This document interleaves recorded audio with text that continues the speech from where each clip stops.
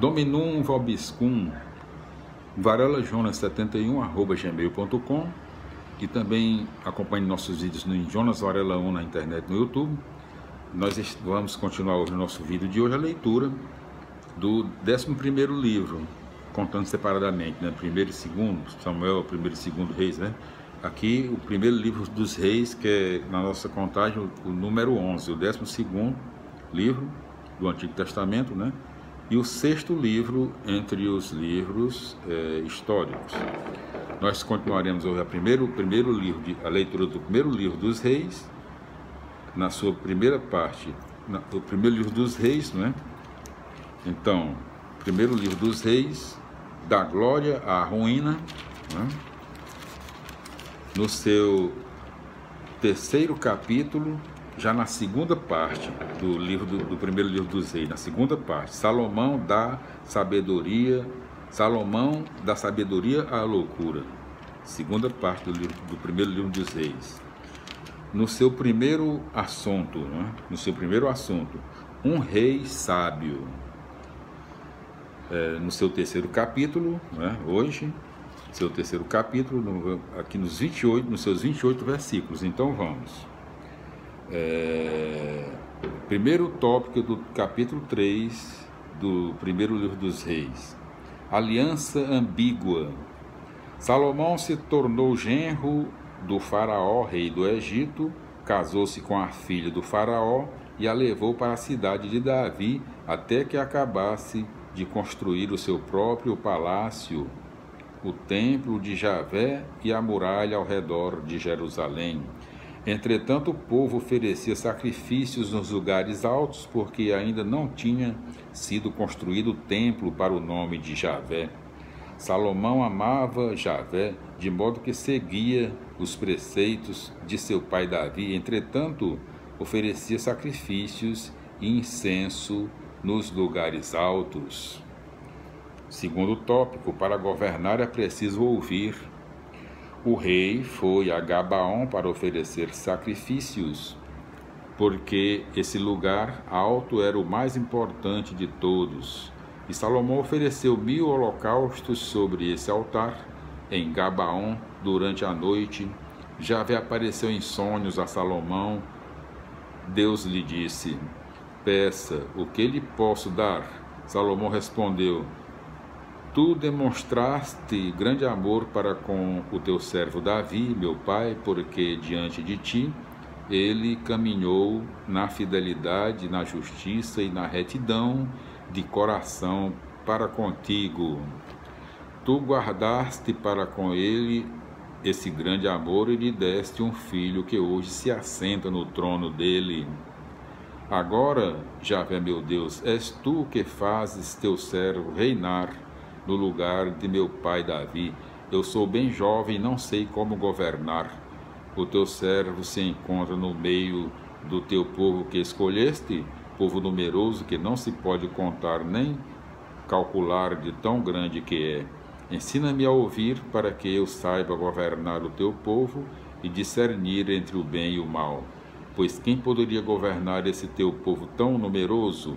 Agradou ao Senhor que Salomão tivesse pedido essas coisas. Então Deus disse para ele: por que você pediu isso e não vida longa para você, nem riquezas, nem a morte de seus inimigos, mas discernimento para ouvir e julgar? Eu farei o que você pediu.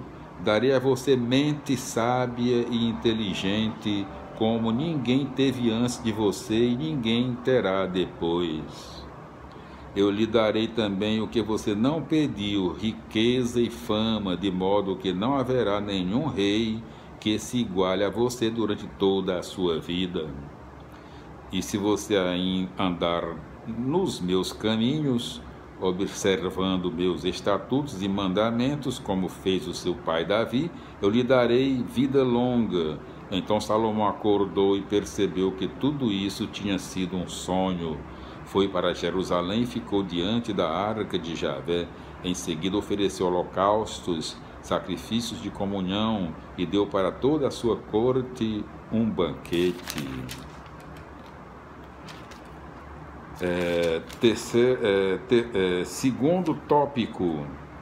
Terceiro tópico: ouvir para fazer justiça.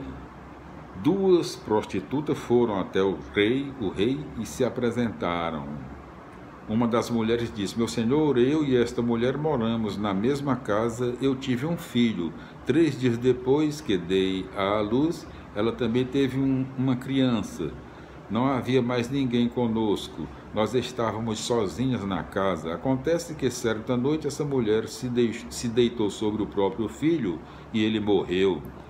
Ela se levantou durante a noite e, enquanto eu dormia, pegou o meu filho, que estava junto comigo, e o colocou ao lado dela. Depois colocou do meu lado o seu filho morto. Quando acordei de manhã para dar de mamar ao meu filho, vi que estava morto. Olhei bem e notei que não era o filho que eu tinha dado à luz.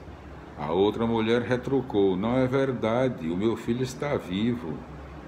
É o dela que morreu. A primeira contestou: é mentira, seu filho está morto e o meu está vivo. E começaram a discutir diante do rei. Então o rei interveio. Uma diz: meu filho está vivo e o seu está morto. A outra diz: mentira, seu filho está morto e o meu está vivo. Então o rei ordenou: tragam uma espada. E levaram uma espada. O rei disse: cortem o menino vivo em 2 partes e deem metade para cada uma. Então a mãe do menino vivo sentiu as entranhas se comoverem pelo filho e suplicou: meu senhor, dê a ela o menino vivo. Não o mate. A outra, porém, dizia: nem para mim, nem para você. Dividam o menino pelo meio. Então o rei deu a sentença: entreguem o menino vivo à primeira mulher. Não o matem. Ela é sua mãe. Todo Israel ficou sabendo da sentença que o rei tinha dado e o respeitavam, pois viram que ele possuía sabedoria divina para fazer justiça. O casamento de Salomão com a filha do faraó, provavelmente Pessucenes II, representa o casamento de Salomão com a filha do faraó, provavelmente Pessucenes II, representa, na verdade, uma aliança política com o Egito, aliança no mínimo ambígua, porque significa uma importação da cultura egípcia e, ao mesmo tempo, uma cópia do modelo político e econômico que vai causar sérios problemas para o povo. O sonho de Salomão mostra que o grande anseio do povo é ter uma autoridade realmente capaz de discernir e realizar a justiça.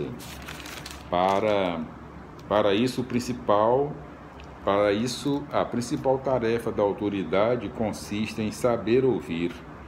É o requisito básico não só para resolver questões no tribunal, mas também para o exercício contínuo de um governo justo,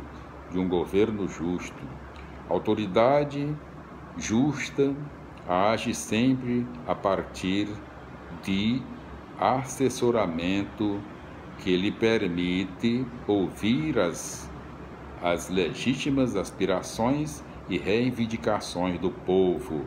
Em outras palavras, a verdadeira função da autoridade é servir ao povo que pertence a Deus. Este episódio ilustra o que foi dito